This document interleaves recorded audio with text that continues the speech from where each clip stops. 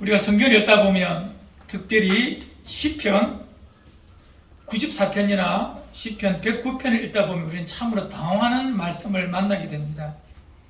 시편 94편이나 시편 109편은 하나님의 마음에 합한 자라 말하는 구약 성경에서 참 믿음의 사람으로 대표되는 다윗이 지은 시편인데, 다윗의 솔직한 마음이 낱낱이 기록되어 있습니다. 어떤 솔직한 마음이냐면 감사와 찬양과 기쁨의 시, 노래, 찬양, 기도가 아니라 이 시편 94편과 시편 109편은 참으로 너무나 솔직한 다윗의 마음입니다. 다윗을 향하여 아프게 했던, 괴롭게 했던, 급겨 죽이고자 했던 자들을 향하여서 그가 그 마음속에 내뱉었던 온갖 불평과 원한과 저주들을 시편 그곳에서는 기록하고 있습니다. 그 저주의 내용이 얼마나 참 강하고 마음에 치명적인 상처를 줄 만한 그런 저주들이 많이 있습니다. 그들의 자손에 대해서, 생업에 대해서 참 무서운 저주를 하고 있는 것이 시편의 말씀 94편이나 109편의 말씀입니다. 우리는 일명 이 시들을 저주시라 이렇게 말하기도 합니다. 그런데 왜 성경은 그것을 기록해 두었을까요? 왜 성령 하나님께서, 성경의 원저자이신 성령께서 이 말씀들을, 듣기도 읽기도 불편한 이 말씀들을 그곳에 기록해 두었을까요? 목사가 그 본문을 가지고 설교하기는 진짜 어렵습니다. 왜냐하면 다 저주기 때문에. 저주의 내용이 너무나 강해서. 그러나 성경은 하나하나 그것을 다 기록해 두었습니다. 오늘 이 질문으로, 왜 이것을 기록해 두셨는가를 질문으로 말씀을 한번 이렇게 오늘 나누고자 합니다. 말씀을 시작합니다. 다윗은 그 대적을 향하여서, 다 아시죠? 다윗의 대적들. 처음에는 사울이었겠죠.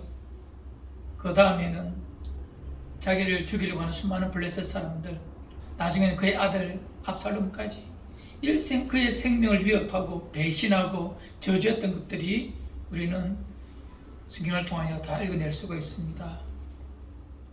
사무엘 하서에 보면 낱낱이 기록되어 있거든요. 보십시오. 얼마나 다윗이 힘들고 아픈지. 그런데 그 모든 시간에 다윗은 원망과 저주를 하는데, 자세히 보면 그 원망을 사람에게 하는 것이 아닙니다. 시편의 말씀들은 다 기도입니다. 전능하신 하나님 앞에 드리는 기도입니다.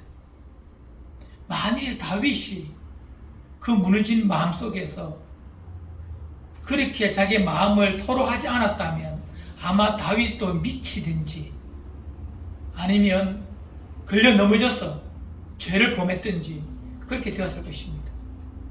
그러나 다윗이 그 아픈 마음을 가지고, 무너진 마음을 가지고, 그 불안 마음을 가지고 사람에게 달려가지 않고 하나님 앞에 나아가서 그 모든 것을 다 쏟아냅니다.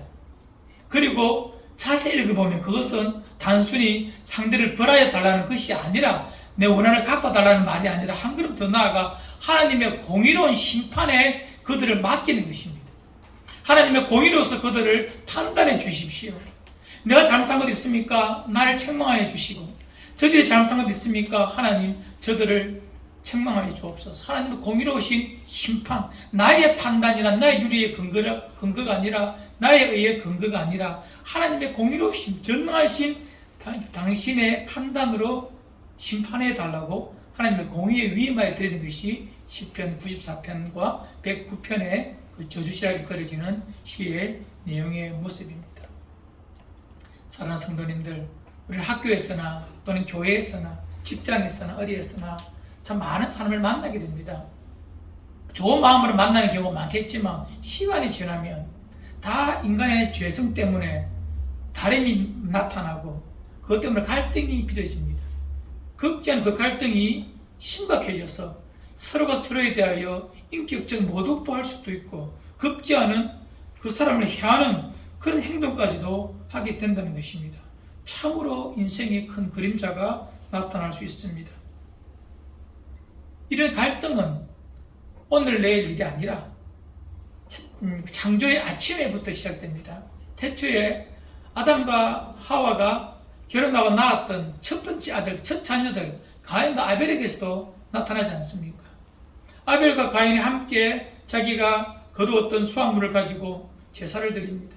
예배를 드립니다. 가인은 곡식으로, 아벨은 양으로, 짐승으로 예배를 드리죠. 하나님께서 가인과 그의 재물은 연락하지 아니하시고 아벨과 그의 재물은 연락하십니다.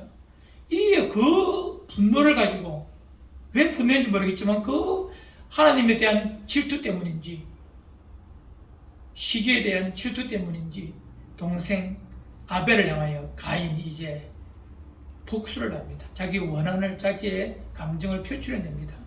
그를 향하여 창을 던지려고 한다는 것입니다.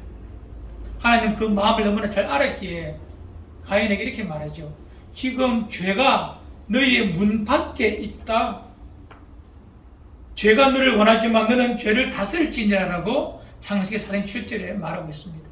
이 말이 뭐냐면 가인아 지금 내 마음을 다잡지 아니하고 문을 열고 동생에게 나가면 네 죄 짓는다.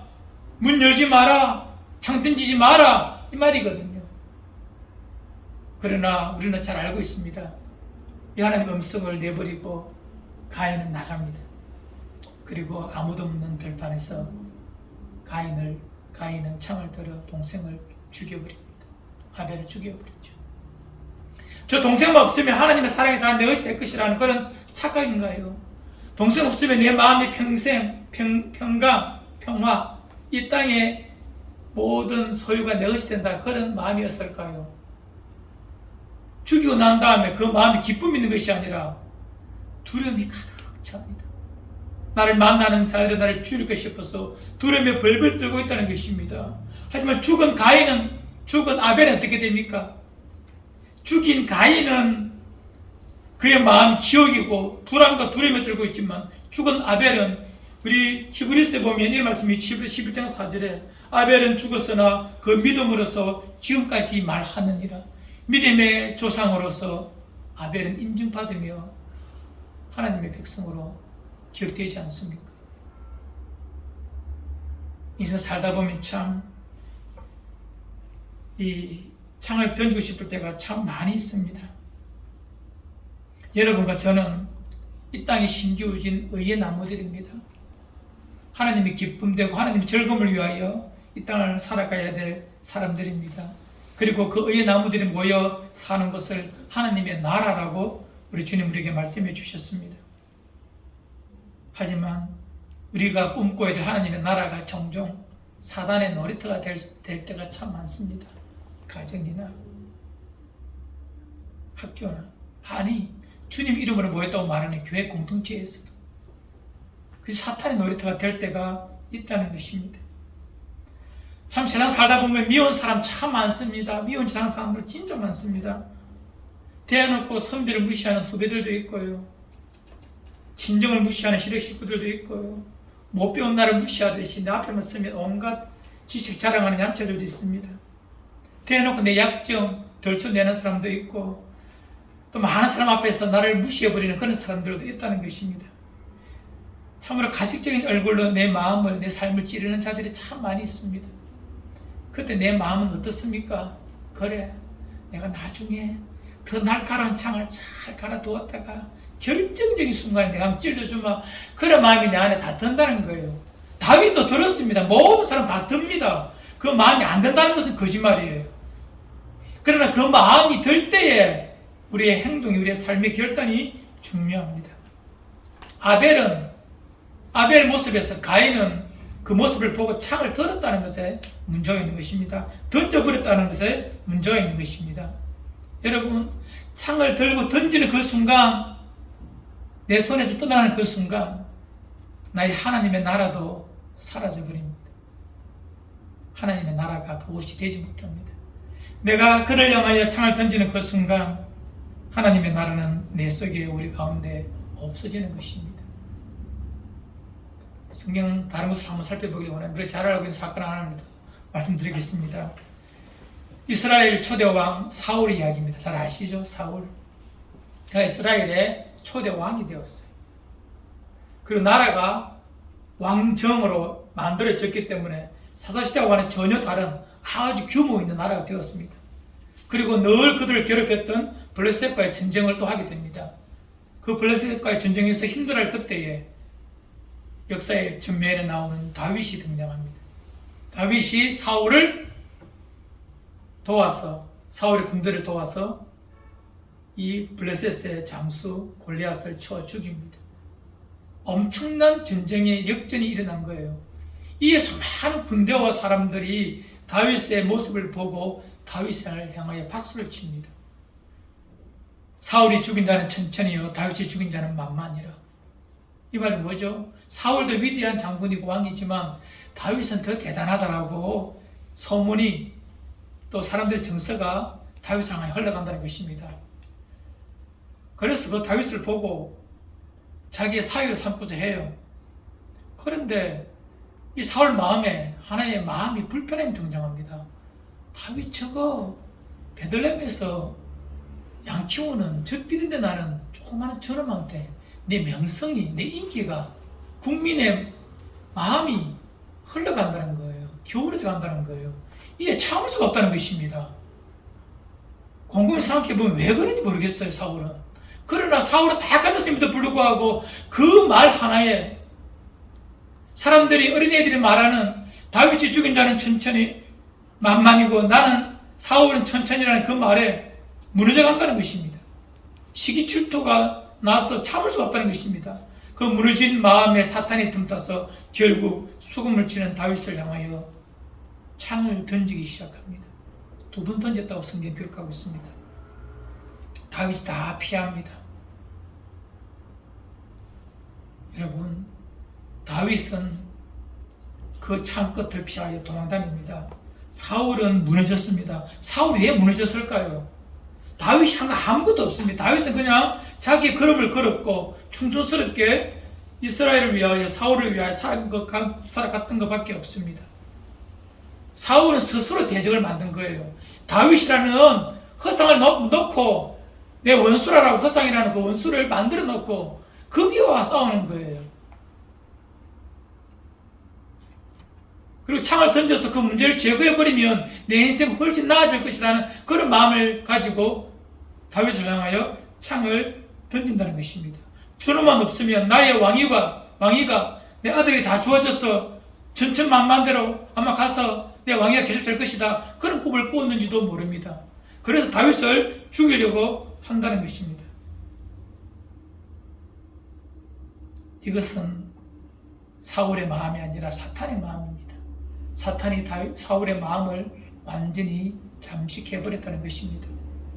사탄은 늘 그렇게 합니다.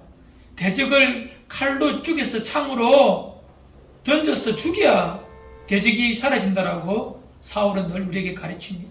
사울이 아니라 사탄은 우리에게 가르칩니다. 그 사탄의 음성에 사울이 반응한 것이죠.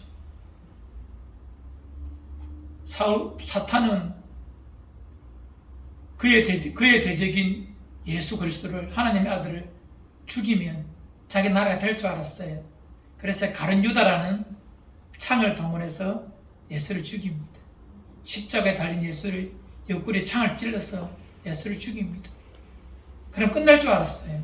하지만 하나님은 예수님의 부활을 통하여서 하나님의 나라 이 땅에 이루어지게 하시고 십자가를 통하여 사탄의 머리를 깨어 부숴버리지 않습니까?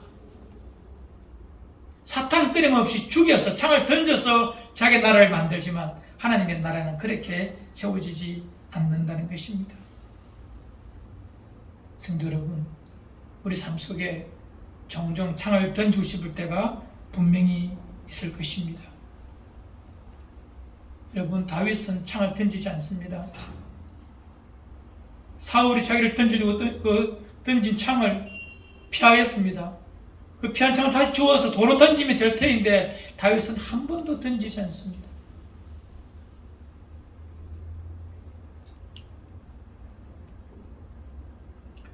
사람은 본능적으로 자기 방어 기제가 있어요. 피하고 되갚아 주려는 마음이 인성 속에 있습니다. 그가 중생한 그릇인을 할지라도 말입니다. 여러분, 다윗이 만일 나도 얼마 전에 사무엘 선지자가 와서 기름 부은 받았고 내가 왕 될 거라고 말했어. 그런 당위성을 가지고 이거는 정당방위다 라고 말하면서 사울을 향하여 던져도 됩니다. 욕할 사람 아마 없을 거예요. 할 만큼 했지 않느냐? 괜찮다. 니도 왕 될 건데 뭐. 이런 마음이 그 마음에 들 수도 있습니다. 그러나 창을 던져서는 안 됨을 다윗은 알고 있습니다. 창 던지기를 좋아하는 사람, 다 그 창에 맞아 자기가 죽습니다. 고통당합니다. 성경 그것을 얼마나 많이 기록하고 있지요. 여러분 잘 아는 에스더서에 보면 에스더와 모르드게가 유대인인데 유대인을 짓밟고자 하는 그 하만이라는 자가 있습니다. 다사, 페르시아 왕국의 왕이죠. 아수에르, 세계사에서는 크세르크세스라는 왕이죠. 크세르크세스가 누구냐면 영화 300 봤습니까? 300이라는 영화. 몸 좋은 사람 있잖아요. 그죠? 그 사람이 크세르크세스, 그 사람하고 붙는 페르시아 파사의 나라가 있습니다. 유사 모습으로 나오는 그 사람이 크세르크세스예요. 에스더의 남편입니다. 영화 좀 잘못 만들어진 거예요. 솔직히 말하면. 크세르크세스 그렇게 이상한 흉측한 그런 사람 아닙니다. 바사 왕국의 왕으로서 있는 사람입니다. 그리고 에스더서에 보면 그 아수에르의 마음을 하만이 꼬셔가지고 유대인을 짓밀고자 합니다. 모르드게를 유대인의 지도자거든요. 그를 죽이면 된다라는 마음을 가지고 준비하였지만 자기 집에 아주 높은 장대를 달아서 이 모르드게의 목을 달고자 했지만 그 끝을 알고 있죠. 누가 그 장대 끝에 달립니까? 하만 자신이 달리는 거예요. 우리는 골리앗과의 싸웠던 다윗 이야기도 잘 압니다. 블레셋 사람 골리앗, 그가 다윗을 죽이려고 이스라엘 백성을 죽이려고 가져왔던 창에 칼에 자기 목이 베임을 당합니다. 다윗이 골리앗과 싸울 때에는 창을 가지고 가지 않았습니다. 돌 물매만 가지고 갔잖아요. 그걸 넘들어 난 다음에 골리앗의 목을 벤 칼은 다윗의 칼이 아니라 이스라엘의 칼이 아니라 골리앗이 가지고 왔던 그 칼입니다. 자기 칼에 자기 목이 베이는 거예요. 성경은 이런 것을 많이 기록하고 있습니다. 결코 하나님의 나라는 칼이 있지 않습니다. 예수님께서 겟세마네 동산에서 기도 다 마치고 난 다음에 잡히실 그때에 예수님을 잡으려고 대제사장의 부하들이 와서 오지 않습니까? 그때 이 베드로가 칼을 빼서 말고라는 대제사장의 종의 귀를 자를 때에 주님이 뭐라 말씀하십니까? 칼을 도로 집어넣어라. 칼로 흥한다, 칼로 망한다라고 되어 있습니다. 그것은 세계 역사의 전부입니다. 모든 것, 칼로 세운 나라는 다 망합니다. 나라뿐이겠습니까? 인생도 가정도 동일합니다. 여러분, 이제 우리 그리스도인들에게 꼭 이 땅에서 하나님의 나라를 만들어가는 가장 큰 원칙을 우리는 만들어내었습니다. 먼저 내 안에 창 던지고 싶을 때에 그 마음을 잘 다스려야 합니다. 그래서 내 속에 하나님의 나라가 만들어지고 그런 삶을 살아가는 너와 나 사이에 하나님의 나라가 만들어져 갑니다. 그것이 진짜 하나님의 나라고 영원한 생명의 소유자의 모습입니다. 많은 사람들이 모였다고 하나님의 나라가 되는 것이 아닙니다. 주일마다 몇천 명이 모여서 최첨단 악기와 영상과 그 아름다움을 가지고 예배드린다고 하나님의 나라가 되는 것이 아니라, 물론 그것이 하나님의 나라가 아니라는 말 아닙니다. 그 속에 이 마음을 가지고 나를 다스리고 나와 함께하는 자들과 함께하며 혹 나에게 악을 베풀었던 사람에게, 악을 향했던 사람에게 창을 되돌려 던지지 아니하는 그런 마음이 있다면 그가 참으로 하나님의 나라이고 하나님의 백성이 아니겠습니까?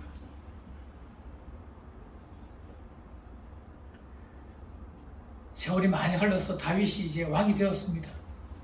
왕이 되고 난 다음에 자기 아들 압살롬이 반역하는 그때가 옵니다. 아시죠? 압살롬이 누굽니까? 자기의 여러 아내 중에 둘째 아들입니다. 탁월한 사람입니다. 잘생겼습니다. 말 잘합니다. 상대의 마음을 다 읽어낼 줄 아는 그런 인사이트 통찰을 가진 사람입니다. 뿐만 아니라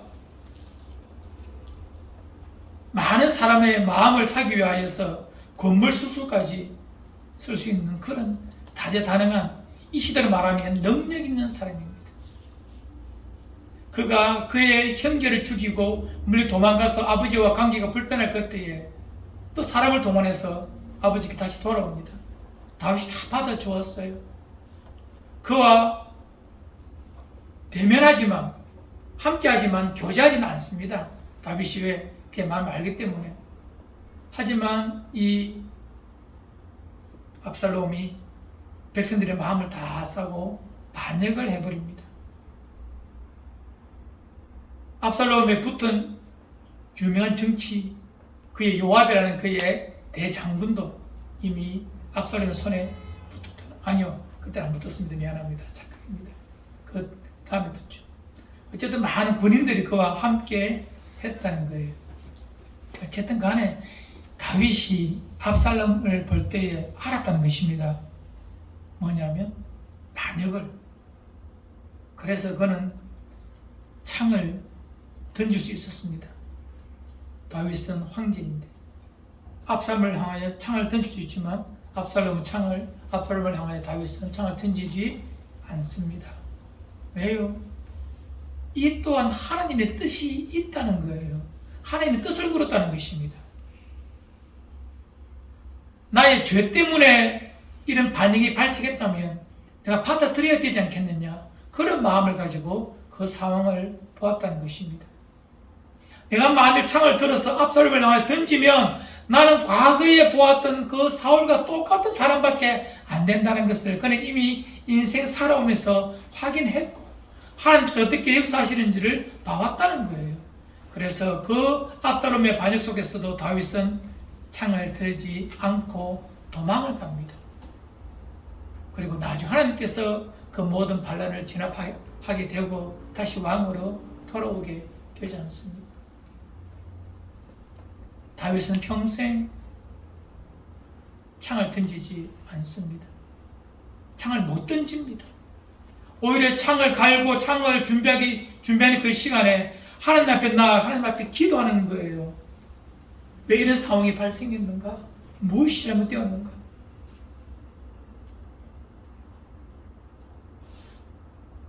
여러분, 그것이 진짜 믿음의 사람의 아름다운 모습입니다. 그가 하나님 앞에 가서 무엇을 했을까요?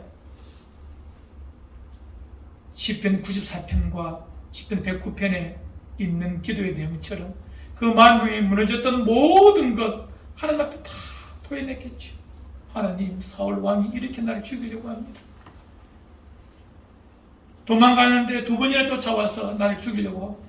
나는 두 번이나 그를 살려주었는데 그는 끊임없이 나를 죽이려고 합니다. 압살롬 보십시오. 저 아들이 아버지를 향하여 저는 영물을 꾸미고 있습니다. 또 그와 함께했던 자들이 반란 때 많이 압살롬에 돌아가 버리거든요. 마음이 무너지는 거예요. 일생 그와 함께 아둘람 굴에서부터 이 나라를 세워가기 위해 하나님 나라를 꿈꾸기 위하여 함께했던 자들이 자기를 떠나고 죄에 가담해 버릴 모습을 보고 그 배신하는 마음을 가지고 하나님 앞에 나옵니다. 하나님, 저들이 나를 배신하고 하나님 뜻을 저버렸습니다. 힘으로, 칼로, 창으로 던져서 만들어가는 것이 아니라 하나님 앞에 기도하면서 그 마음을 다스려갑니다. 그리고 그가 어떻게 그의 삶을 이끌어갈까요? 여러분,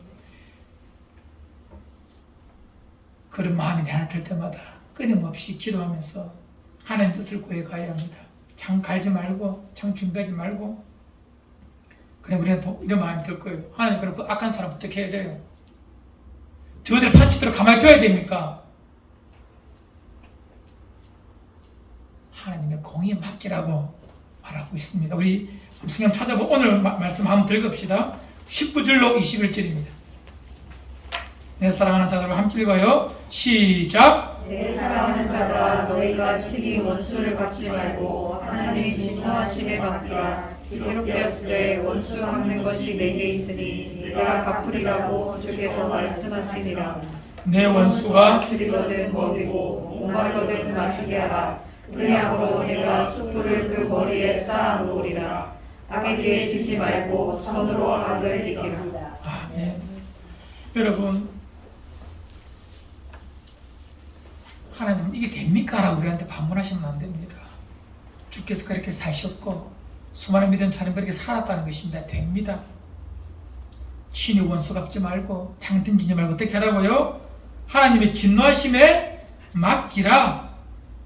기록되었을 때 원수 갚는 것은 내게, 즉 하나님께 있습니다. 내가 갚겠다라고 하나님께서 말씀하셨기 때문에 그렇습니다. 오히려 너희들은 내 원수가 줄이거든 먹이고 목마르거든 마시게 하고 그러므로 내가 숯불을 그 머리 위에 쌓아놓으라. 숯불을 머리 위에 쌓아놓으면 어떻게 되겠어요? 뜨겁잖아요. 우리가 선을 행하여 그 내 원수에게 선을 행할 때에 그의 양심이, 그의 인간의 마음이 불편하도록 양심의 가책을 받도록 끊임없이 그에게 사랑을 베풀어 주라는 것입니다. 그것이 하나님의 나라를 만들어간 이 땅에 하나님의 백성들의 모습이라는 것입니다. 그래 하다가 또 마음이 또 무너지잖아요. 화가 나잖아요. 그때 어떻게 해야 돼요? 아버지 앞으로 달려가야 됩니다. 하나님 안 되네요. 힘듭니다. 하나님 하십니다. 또 다 토해내시고 구하십시오. 그리고 하나님의 공의로운 통치에 맡기시고 오히려 그들 향하여 복을 구하셔야 합니다. 베드로전서 3장 9절에 이런 말씀이 있습니다. 악을 악으로 욕을 욕으로 갚지 말고 도리어 복을 빌라. 이를 위하여 너희가 부르심을 받았으니 이는 복을 이어받게 하려 하심이라. 베드로전서 3장 9절의 말씀입니다. 악을 악으로 욕을 욕으로 갚지 말라. 그거는 생명을 사랑하는 자들의 마음이 아니라는 것입니다.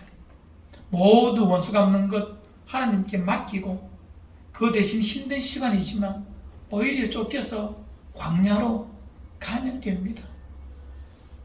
광야에서 불편한 잠자리 10수년 동안 견뎌가면서 하나님의 때를 기다리는 것이 다윗이었고 하나님은 그래서 다윗을 기뻐하셨다는 것입니다. 내 마음에 합한 자라고 그 시야 속에서 그 자손 속에서 메시아가 오도록 약속해 주셨다는 것입니다. 힘든 일입니다. 곰곰이 생각해 보면 이런 마음을 아버지께 구하며 사는 자들이 참 적습니다. 창을 잘 준비해서 잘 던져야 능력 있는 사람이라고 힘 있는 사람이라고 이 땅에서 참 멋있게 살아가는 그런 사람이라고 평가되는 것이 이 필요성의 모습입니다.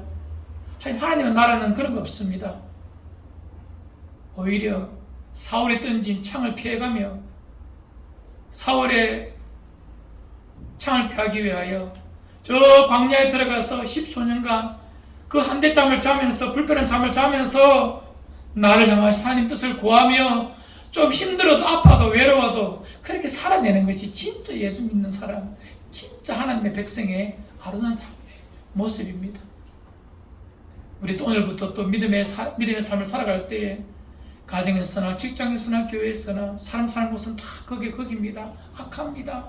나도 악하듯이 저도 악하고 다 악한 자들의 모습이라서 이런 갈등이 발생합니다.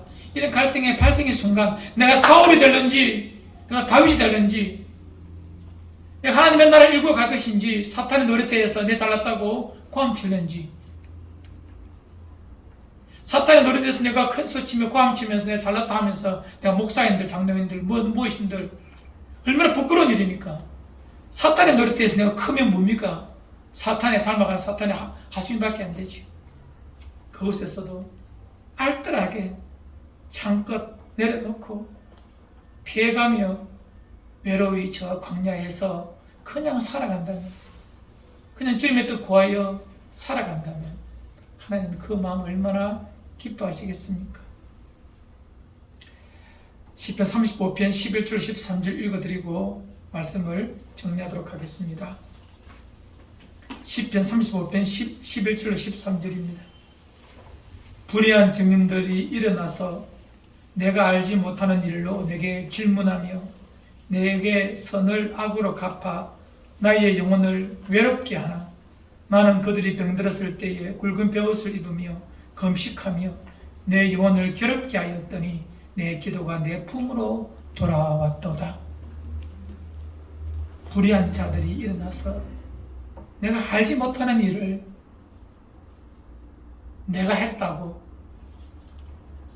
내게 질문하며 나의 선을 악으로 갚는 자들, 그래서 내 영혼이 외롭고 아파요. 그러나 나는 그들이 병들었을 때에, 힘들었을 때에 굵은 뼈 입어가며 금식하며 하나님 앞에 내 영혼 괴롭게 가며 기도했다는 것입니다. 하나님 다 아신다는 것입니다. 다 보았다는 것입니다.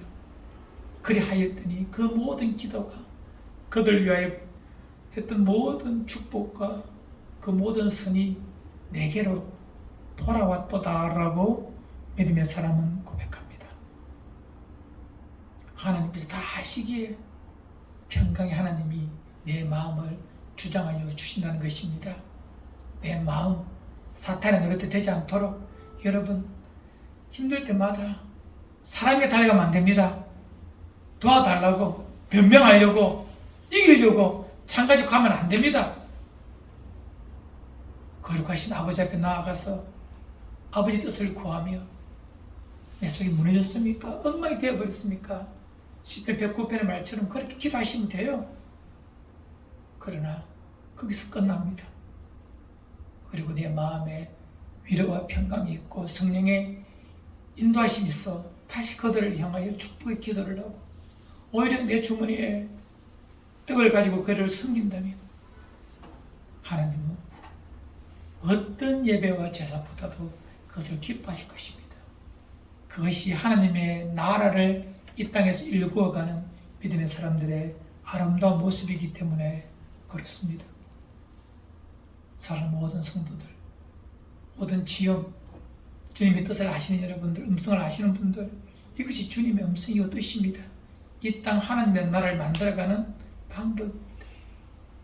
창을 던지고 싶을 때, 창을 던지고 물을 나가는 순간 하나님의 나라는 내게서 사라져버립니다.